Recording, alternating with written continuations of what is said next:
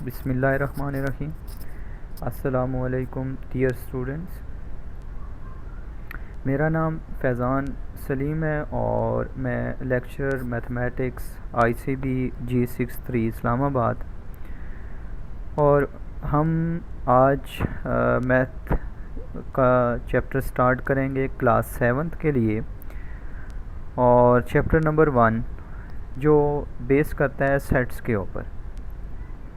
Students, जब आप ये लेक्चर देखना शुरू करें अपने यूट्यूब ICB के यूट्यूब चैनल्स के ऊपर, तो काइंडली अपनी बुक्स अपने सामने रख लें।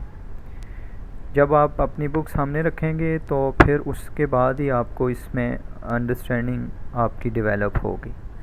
और फिर अपने पास कॉपी भी रखें और उस पर इन चीज़ों को नोट्स करें और फिर इनको एक दफ़ा मतलब रिवाइज भी करें साथ में। सेट्स शुरू करने से पहले हम इसकी कुछ बेसिक डेफिनेशंस करेंगे, और हम बेसिक डेफिनेशंस शुरू करेंगे तो उसके लिए मैंने कुछ डेफिनेशंस पहले ही यहाँ पे पेज के ऊपर लिख लिए हैं। और सबसे पहले डेफिनेशन आती है सेट की। ये आपके बुक्स के ऊपर तमाम डेफिनेशंस विद एग्जांपल्स नोट लिखी हुई हैं, आपने यहाँ से भी देखना है और फिर उसके बाद बुक से भी इन चीज़ों को पढ़ना है। सबसे पहले जो डेफिनेशन आती है सेट की वो है the collection of well defined and distinct objects is called a set. Distinct objects, यहाँ पे दो चीज़ें मैंने अंडरलाइन की हैं, एक वेल डिफाइंड और एक डिस्टिंक्ट ऑब्जेक्ट्स। यहाँ पे मैंने कुछ इनकी एग्जांपल्स भी यहाँ पे लिखी हैं। सबसे पहले मैं एग्जांपल आपके सामने रख रहा हूँ। A equal to a set of planets. अब सेट ऑफ प्लैनेट्स, एक तो इसको डिफ़ाइन करने का तरीका ये है और दूसरा तरीका ये है कि जब आप इसको सेट की ब्रैकेट में क्लोज करें और फिर इसको सेट ऑफ प्लैनेट्स मतलब जितने भी प्लैनेट्स हैं उनके नाम यहाँ पे लिखें। जैसे मैंने 2-3 नाम यहाँ पे मेंशन किए, जैसे मार्स, अर्थ, मरकरी, इसी तरह जुपिटर और so and so. Clear? Then उसके बाद मैंने एक और सेट डिफ़ाइन किया, n equal to 1 2 3 4 and up to so on मैंने लिखा यहाँ पे। ये मैं सारी चीज़ें आपको बताता हूँ कि मैंने अप टू सो ऑन क्यों लिखा, आप जस्ट थोड़ा सा इन चीज़ों को देख लें। सेकंड वन मैंने लिखा n equal to set of first 5 natural number. Here set of first 5 natural numbers मैंने लिखे और यहाँ पे लिखा n इक्वल टू 1 2 3 4 एंड 5। अब जब इन डेफिनेशंस, इन एग्जांपल्स को हम देखते हैं तो यहाँ पे 3-4 तरह की एग्जांपल्स आ रही हैं। यहाँ पे आगे आप सेकंड थर्ड पे डेफिनेशंस भी देखेंगे कुछ और भी, फिर इनको नोटेशंस भी देखेंगे इनकी। हमेशा ये बात याद रखें कि जब आप इसको डिफ़ाइन कर रहे हैं सेट को, तो उसमें दो वर्ड्स यहाँ पे एक लिखा हुआ है वेल डिफाइंड और एक लिखा हुआ है distinct objects. Well defined means कि वो जब आप उसको डिफ़ाइन कर रहे हैं, यहाँ पे मैं फर्स्ट डेफिनेशन लिख रहा हूँ सेट ऑफ प्लैनेट्स। तो जब मैं सेट ऑफ प्लैनेट्स लिख रहा हूँ तो यहाँ पे उनको डिफ़ाइन होना चाहिए कि प्लैनेट्स के नाम ही हैं यहाँ पे। यहाँ पे मैं सेट ऑफ प्लैनेट्स में जब आप लिख रहा हूँ मार्स, अर्थ, मरकरी, अब प्लैनेट्स के नाम लिख रहा हूँ। यहाँ पे मैं यहाँ पे साथ में लिख दूँ स्टोन, सी। अब स्टोन और सी तो प्लैनेट्स तो नहीं हैं, तो ये कोई सेंस नहीं देगा कि ये कोई सेट होगा, क्योंकि ये फिर उस सेट से निकल जाता है बाहर। क्योंकि हम बात कर रहे हैं कि वो वेल डिफाइंड होने चाहिए, मतलब उसमें ये चीज़ तो नहीं आनी चाहिए मरकरी, स्टोन, सी, ट्री, ये सेट को डिफ़ाइन नहीं करते। इसी तरह दूसरी बात कहता है कि वो डिस्टिंक्ट ऑब्जेक्ट्स होने चाहिए। डिस्टिंक्ट ऑब्जेक्ट्स मीन यहाँ पे मैं अर्थ को एक दफ़ा लिख रहा हूँ और फिर एक या दो वर्ड्स के बाद, एलिमेंट्स के बाद फिर अर्थ को लिख लूँ, तो वो डिस्टिंक्ट तो ना हुआ, फिर रेपिटिशन आ गए उसके अंदर। सेट के अंदर रेपिटिशन भी नहीं होनी चाहिए। ये बेसिक कॉन्सेप्ट है आपके लेवल के लिए। ठीक है जी। सेट थ्योरी तो बहुत मतलब बहुत डिटेल्ड टॉपिक है और डिटेल्ड एक है, उसमें तो नहीं है, आपके लिए बेसिक ये चीज़ें। फिर उसके बाद यहाँ पे मैंने आपको बताया कि n is equal to 1 to 3 up 4 and up to so on मैंने डिफ़ाइन किया। अब मुझे 4 के बाद 5 लिखूँगा, 6 लिखूँगा, इसको लिखता जाऊँगा, काउंटिंग करते जाएंगे। अब एक टाइम आएगा कि हम इसको काउंट करना मतलब नहीं कर सकेंगे। जब आप देखें कि आपके पास अनकाउंटेबल है, आप चीज़ को काउंट नहीं कर रहे, तो वो जो मैथ की सेंस में आएगा वो इनफाइनाइट सेट आएगा। इनफाइनाइट सेट मीन अनकाउंटेबल, जिसको आप काउंट नहीं कर सकते। सेम यहाँ पे भी आपके पास है n is equal to 1 2 3 4 and 5। यहाँ पे अगर आप देखें तो ये आपके पास 5 के बाद एंड हो जाता है, इसके बाद ना तो आप टू सो ऑन लिखा हुआ है, यहाँ पे ब्रैकेट क्लोज हो जाती है। और ऐसे सेट को आप फाइनाइट सेट कहते हैं। अब फाइनाइट और इनफाइनाइट का कॉन्सेप्ट क्लियर हुआ। फाइनाइट मीन्स काउंटेबल और इनफाइनाइट मीन्स अनकाउंटेबल सेट्स। फिर दो चीज़ें और हैं यहाँ पे कि जो एलिमेंट्स हैं, आप इनको जितने भी सेट के अंदर मतलब नंबर्स लिखे हुए हैं, इनको मैथ की टर्म में हम एलिमेंट्स कहते हैं। और इन एलिमेंट्स को डिफ़ाइन करने का तरीका ये है कि जैसे मैं ये लास्ट वाला सेट, इस एग्जांपल को अगर आप देखें तो n is equal to 1 2 3 4 and 5। It means that कि मैं यहाँ पे लिख रहा हूँ 1, ये ई की तरह का एक साइन होता है जिसको हम कहते हैं belongs to n।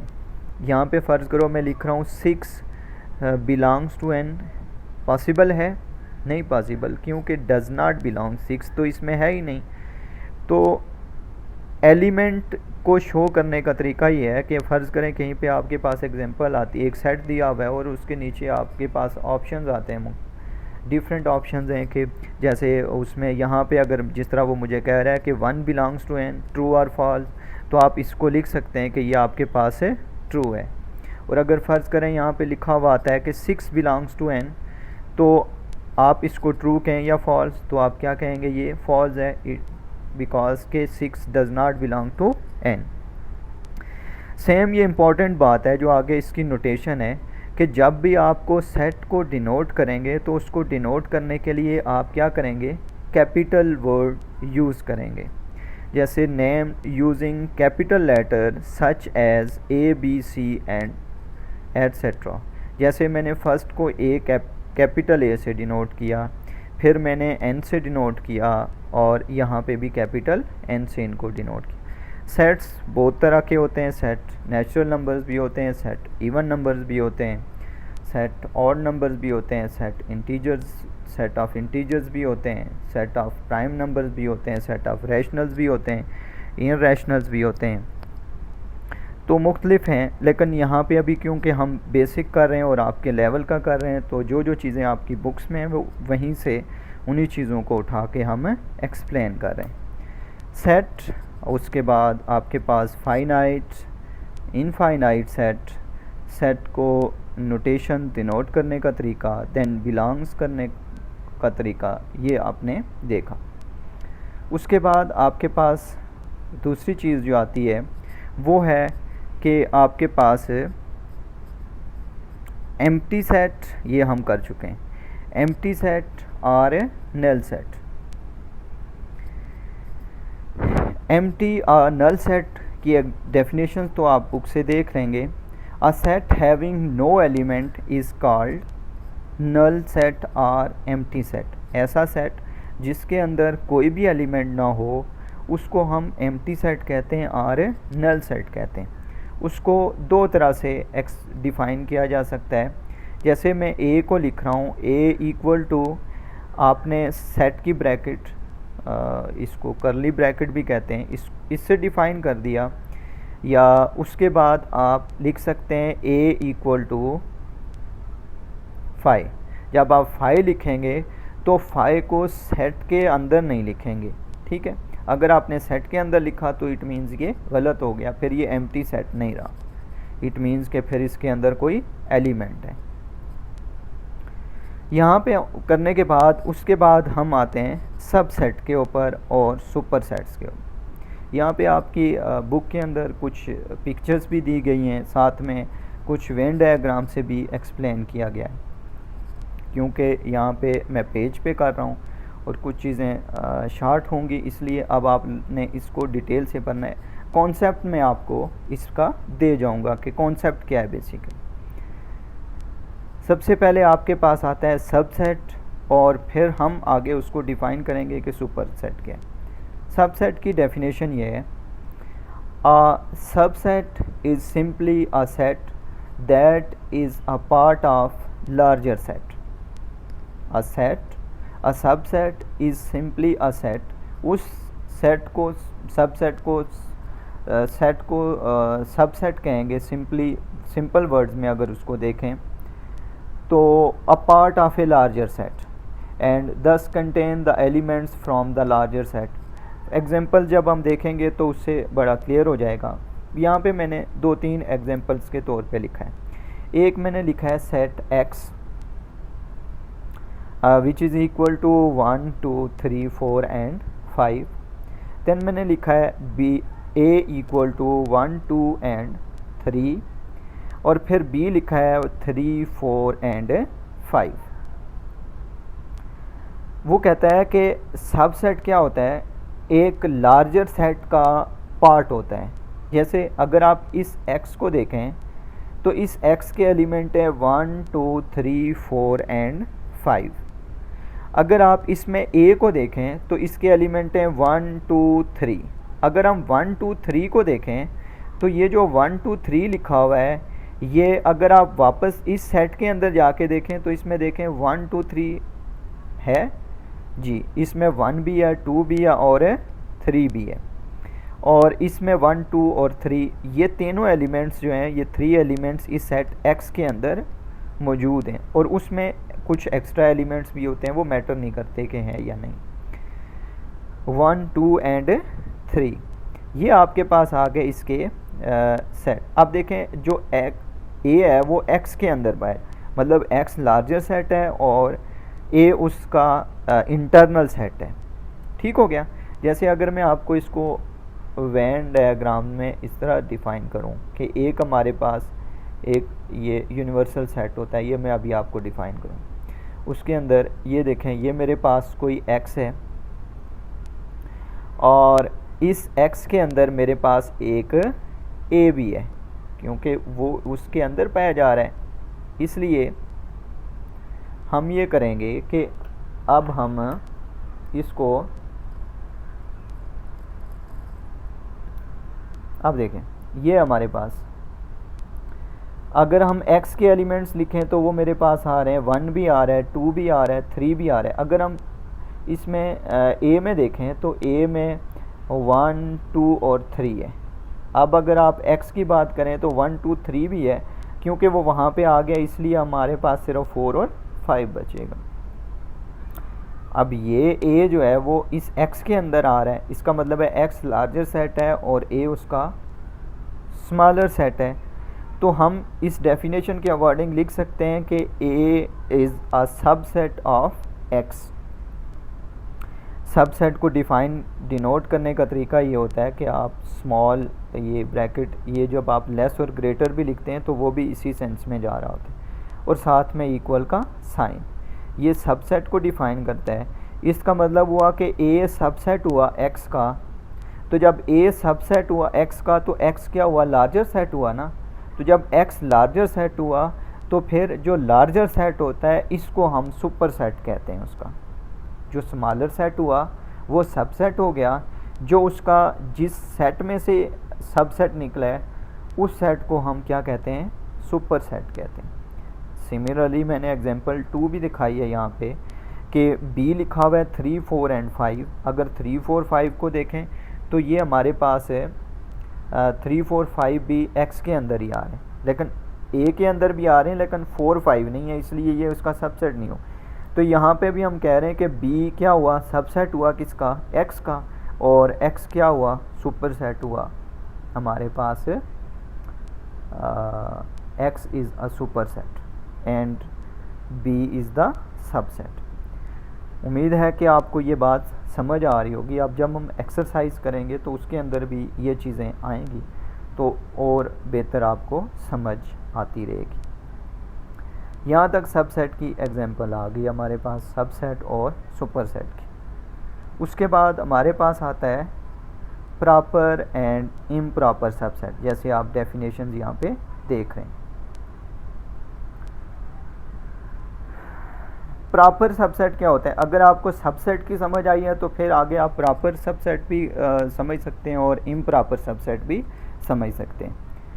Proper subset की सिंपल डेफिनेशन हम ये लिखते हैं, a proper subset is any possible subset of a given set except the set itself. The set itself is called improper subset. कहता है कि अगर आप किसी भी सेट के अगर आप कोई पॉसिबल सबसेट लिख लें और उन पॉसिबल सबसेट में से वो जो पूरा सेट है उसको छोड़ के रिमेनिंग जितने भी सेट होंगे वो आपके पास प्रॉपर सबसेट होंगे, और जो सेट इटसेल्फ होगा वो आपके पास इम्प्रॉपर क्या होगा? इम्प्रॉपर सबसेट होगा। इसको एग्जांपल से आप इसको अंडरस्टैंड करें। इसकी हम सिंपल सी एग्जांपल ले लेते हैं। जैसे मैं आपको कह रहा हूँ कि ये मेरे पास एक सेट आ गया। फ़र्ज़ करें एक सेट है A इक्वल टू 1 एंड 2। अब आप देखिएगा जो पॉसिबल सबसेट्स होते हैं ना वो मैं पहले लिखता हूँ, पॉसिबल सबसेट्स। पहले हम पॉसिबल सबसेट्स लिखते हैं इसके, फिर हम उसको प्रॉपर और इम्प्रॉपर में शो करेंगे।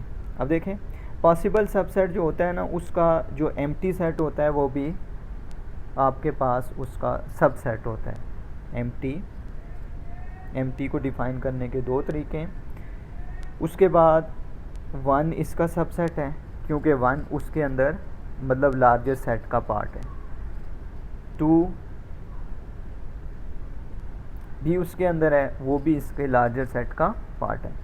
और फिर उसके बाद जो इटसेल्फ सेट होता है वो भी सबसेट होता है, तो वो भी 1 2 भी उसका सबसेट हो गया। यहाँ पे दो चीज़ें आपने नहीं देखी, एक हर एक सेट का जो एम्प्टी सेट होता है वो सबसेट होता है। हर सेट का, दोबारा बता रहा हूँ, हर सेट का एम्प्टी सेट जो होता है वो सबसेट होता है, और दूसरा हर सेट का इटसेल्फ सेट भी सबसेट होता है। अब यहाँ पे हम डिफ्रेंशिएट करेंगे कि कौन सा प्रॉपर है और कौन सा इम्प्रॉपर है। कहता है वो डेफिनेशन में ये कहता है कि अ proper subset is any possible subset of a given set. जितने भी पॉसिबल सबसेट बन रहे होंगे वो प्रॉपर सबसेट होंगे, सिर्फ उसको छोड़ के जो सेट इटसेल्फ होगा। अब इनमें से इटसेल्फ कौन सा है? This one. इटसेल्फ को छोड़ देंगे, रिमेनिंग जो होंगे ये वाले जो होंगे ये आपके पास क्या होंगे? प्रॉपर होंगे। तो इसको हम इन सब को हम कहेंगे प्रॉपर सबसेट, और इसको आप कहेंगे इम्प्रॉपर सबसेट। क्लियर हो गया जी? दोबारा बता देता हूँ। इसी तरह मैंने एक और एग्जांपल भी यहाँ पे दिखाई है, वो भी मैं आपको चेक कराता हूँ। A इक्वल टू 1 2 इसके पॉसिबल सबसेट, वैसे तो सामने तो आपको नज़र आ रहा है 1 भी इसका सबसेट है, 2 भी इसका सबसेट है, 2 तो आपको सबसेट से क्लियर हो गए थे। तीसरी और चौथी चीज़ हमने ये किया कि हमने इटसेल्फ सेट लिखा, वो भी इसका सबसेट होता है, और जो एम्प्टी सेट है, जो खाली सेट होता है, उसको दो तरीके से लिखा जाता है। या तो फाई से लिखा जाता है, इसको फाई पढ़ा जाता है, या फिर इसको एम्प्टी सेट से, जो आप अगर आपको नहीं समझ आ रही तो या तो बुक देख लीजिएगा, और या फिर लेक्चर को थोड़ा सा पॉज करके पीछे से देख लीजिएगा रिवाइज करके, कि उसमें मैंने बताया आपको प्रॉपर सबसेट और फिर इम्प्रॉपर सबसेट का, सॉरी उसमें एम्प्टी सेट का बताया आपको, और नल सेट जिसको कहते हैं। दूसरी एग्जांपल मैंने यहाँ पे शो की है। यहाँ पे मैंने एलिमेंट्स एक ज़्यादा ले लिया, वो ये था कि a is equal to 1 2 and 3। अब 1 2 3 लिया तो फिर यहाँ पे जैसे वहाँ पे 2 एलिमेंट्स लिए थे तो वहाँ पे 4 उसके सबसेट बने, और यहाँ पे मैंने यहाँ पे 3 ले लिया तो डेफिनेटली इसके सबसेट ज़्यादा बनेंगे। जैसे अगर देखें तो एम्प्टी सेट यहाँ पे मैंने सेट की फॉर्म में लिखा है, एम्प्टी को वहाँ पे मैंने 5 लिख दिया था। यहाँ पे 1 सबसेट हो गया जी, 2 सबसेट, 2 उसका एलिमेंट हुआ ना, बड़े सेट का छोटा सेट है तो सबसेट हो गया, 3 सबसेट। अब हम 1 एलिमेंट से निकल आए, 1 एक एक करके हमने ले लिए, अब 2 का पे लेंगे, 1 2 1 3 2 3। अब ये मैंने 2 का कंप्लीट हो गया। अब क्योंकि 3 का आना है और 3 का तो एक ही आएगा, जब 3 का एक ही आएगा तो वो क्या हो जाएगा आपके पास है, वही सेट आ जाएगा। जब वही सेम इटसेल्फ सेट आएगा तो वो अभी मैंने आपको बताया कि वो इम्प्रॉपर सबसेट होगा, और ये जो रिमेनिंग्स जितने भी होंगे ये सारे क्या होंगे, प्रॉपर सबसेट हो जाएंगे। प्रॉपर और इम्प्रॉपर की भी आपको समझ आ गई होगी, क्योंकि ये डेफिनेशंस बेसिक ज़रूरी हैं, इसलिए मैंने कहा कि चलें ये डिटेल से कर लेते हैं, फिर एक्सरसाइज हम करते रहेंगे। कुछ और डेफिनेशंस आपके पास आती हैं,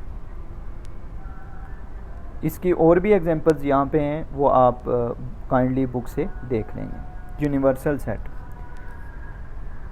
यूनिवर्सल सेट की सिंपल सी डेफिनेशन है, फिर मैं बता भी देता हूँ। A universal set is a set that contains all relevant elements in a particular situation.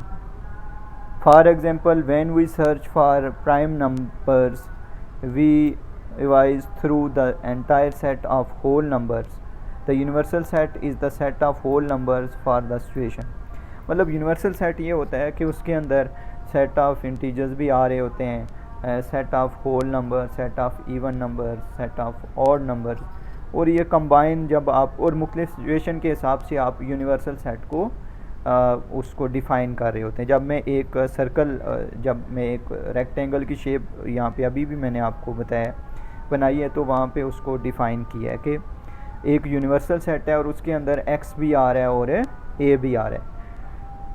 उसके बाद आपके पास आता है इक्वल एंड इक्विवेलेंट सेट्स। ये जिस तरह मतलब वर्ड से ही पता चल रहा है, इक्वल सेट वो सेट होता है जिसके अंदर वो सेट्स होते हैं, जैसे 2 सेट्स होंगे तभी हम डिफ़ाइन कर सकेंगे कि इक्वल है या इक्विवेलेंट है। इक्वल सेट्स वो होते हैं कि जिसमें आपके पास जो एलिमेंट्स शो हो रहे हैं वो भी, जैसे फॉर एग्ज़ाम्पल मैं आपको बताता हूँ, जैसे अगर आप देखें यहाँ पे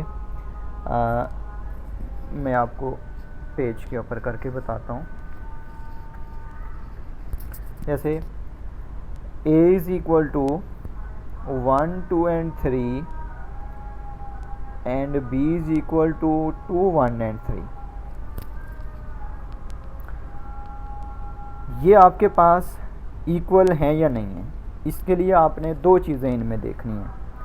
2 चीज़ें क्या देखनी है? नंबर 1 ये देखना है कि आप उसमें नंबर ऑफ़ एलिमेंट्स कितने हैं उसके, number of elements in A, number of elements in A R 3। देखिए नंबर ऑफ़ एलिमेंट्स ये शो करने का तरीका ये है कि 1 2 एंड 3 3 एलिमेंट्स हैं इसके अंदर, and number of elements in B are also 3। Sequence इसकी चेंज होने से इस सेट में कोई फ़र्क नहीं पड़ता, सीक्वेंस चेंज हो सकती है। जैसे 1 2 3 है, वहाँ पे 2 1 है 3 है, पर है तो 2 1 और 3, यहाँ पे भी 1 2 एंड 3 है। तो 2 चीज़ें आपने देखनी है कि एक नंबर ऑफ़ एलिमेंट सेम होने चाहिए, और दूसरी चीज़ कि उनके जो सेट ए में एलिमेंट्स हैं वही एलिमेंट सेट बी में भी होने चाहिए। ये नहीं होना चाहिए कि यहाँ पे 1 2 3 है नंबर ऑफ़ एलिमेंट, इसके भी 3, यहाँ पे 4 5 6 लिखा हो तो इसके भी नंबर ऑफ़ एलिमेंट्स भी उतने ही होंगे, पर ये नंबर ऑफ़ डिफरेंट होंगे, इसलिए उसको इक्वल सेट नहीं कहेंगे। इक्वल तभी होगा जब एलिमेंट्स भी सेम होंगे और नंबर ऑफ़ एलिमेंट्स भी इक्वल होंगे, देन हम उसको कहेंगे A is equal to B. जब कोई सेट इक्वल होता है तो वो इक्विवेलेंट भी हो जाता है, क्योंकि इक्विवेलेंट में उसके नंबर ऑफ़ एलिमेंट्स बस सेम मतलब इक्वल आना ज़रूरी है। जैसे मैं ये कह रहा हूँ A is equal to A B and C and B is equal to X Y and Z. अब देखें इसमें नंबर ऑफ़ एलिमेंट्स तो सेम है, पर जो एलिमेंट दिए हुए हैं वो आपस में सेम नहीं है। यहाँ पे ए बी सी है, यहाँ पे एक्स वाई जेड है, ये इक्वल तो नहीं होंगे, ए नॉट इक्वल टू बी, पर ये क्या होगा, इक्विवेलेंट सेट्स होंगे। तो ये सिंपल सी डेफिनेशन है इसकी, और ये आपने इसकी एग्जांपल्स बुक से भी देख लेनी है, लेकिन जब हम एक्सरसाइज करेंगे तो उसमें हम ये चीज़ें कर लेंगे। इसकी लास्ट डेफिनेशंस देख लेते हैं और फिर इस लेक्चर को आज क्लोज़ करेंगे, फिर उसके बाद नेक्स्ट लेक्चर में हम इसकी एक्सरसाइज करेंगे। एक है disjoint and overlapping sets. Disjoint मतलब वैसे वर्ड से ही पता चल रहा है, जो एक दूसरे के साथ जुड़े हुए ना हों। ओवरलैपिंग मीन्स जो एक दूसरे के ऊपर आए हुए हों। जैसे a is equal to 1 2 and 3, b is equal to 4 and 5। अब देखें अगर a के सेट देखे जाएं तो ये 1 2 एलिमेंट्स 1 2 3 हैं, b के देखे जाएं तो 4 एंड 5 है, तो नो कॉमन एलिमेंट्स। ठीक हो गया। जब कॉमन एलिमेंट्स नहीं हैं तो इसका मतलब ये हुआ कि आपके पास ये कौन सा सेट हुआ, ये डिसजॉइंट हो गया। ठीक है जी। Two sets A and B are disjoint sets if both sets having no common element। ऐसे सेट्स दो जिनमें कोई कॉमन एलिमेंट ना हो वो डिसजॉइंट सेट कहलाता है। ठीक है। और इसको वेन डायग्राम से भी डिफ़ाइन किया जा सकता है, और ये सिंपल मैंने सेट की फॉर्म में भी डिफ़ाइन किया है। एंड अदर वन इज़ कि if A is equal to 1 2 3 4 5 and b is equal to 3 4 5। ज़रूरी नहीं है कि एक से ज़्यादा ही कॉमन आने चाहिए, कोई एक नंबर भी अगर कॉमन आ जाए तो तब भी वो ओवरलैपिंग हो जाएगा। इसमें अगर आप देखें तो यहाँ पे 3 के साथ 4 4 और 5 5, यहाँ पे 3 एलिमेंट्स ऐसे हैं जो इनमें सेम हैं। तो जब हम इसकी डेफिनेशन को अगर हम देखें ओवरलैपिंग की, सिंपल सी है कि आपके पास कौन से होंगे, called overlapping, there is at least one element common in both the sets, neither of the set is the subset of the other set. मतलब सिंपल आप याद रखें कि उसमें एक एलिमेंट भी कॉमन हो सकता है और एक से ज़्यादा भी कॉमन हो सकते हैं। इसको हम कहते हैं ओवरलैपिंग सेट। उम्मीद है कि आपको ये लेक्चर पसंद आया होगा, और जब भी आप इस लेक्चर को, मैं दोबारा फिर रिपीट कर रहा हूँ, जब भी आप इस लेक्चर को देखें तो काइंडली अपनी बुक अपने साथ रखें और उसको साथ रखते हुए इस लेक्चर को देखें, तो उम्मीद है कि आपको इसमें से अच्छी समझ आएगी। तो इंशाल्लाह हम नेक्स्ट लेक्चर में इसकी एक्सरसाइज करेंगे और फिर हम आगे इसको कंटिन्यू रखेंगे। Thank you very much. अपना ख्याल रखिए। अल्लाह हाफिज़।